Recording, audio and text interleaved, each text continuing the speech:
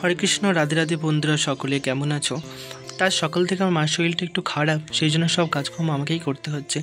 দেখো বন্ধুরা, সকালবেলা মঙ্গল আরতির বাসনপত্র আমি নিয়ে এসেছি কলের ঘাটি ধোয়ার জন্য।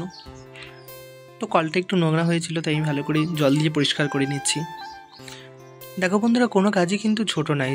যখন যে কোনো কাজ যখন আমরা যেটা ভালোবেসে নিষ্ঠা সহকারে করি না কেন, সে কাজের মধ্যে যত কষ্ট দুঃখ থাকুক না কেন বন্ধুরা, সেটা কিন্তু আর সেটা মনে হয় না। ভগবানের সেবা পুজো করা, ভগবানের কাজকর্ম নিজের হাতে করার বন্ধুরা আলাদা একটা আনন্দ আছে। তো বন্ধুরা, তোমরা যারা করো সেটা সকলেই জানবে বন্ধুরা। তারপরে আমার থালা বাসন ধোয়ার পর আমি যাচ্ছি কলের ঘাটে বন্ধুরা জল আনার জন্য। ভগবানের সেবার জন্য জল নিয়ে আসার পর আমি যাবো ফুল তুলতে।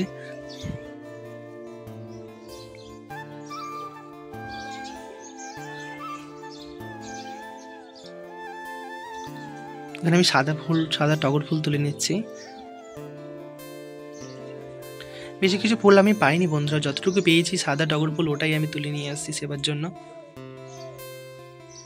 সবসময় তো আর সব ফুল পাওয়া যায় না।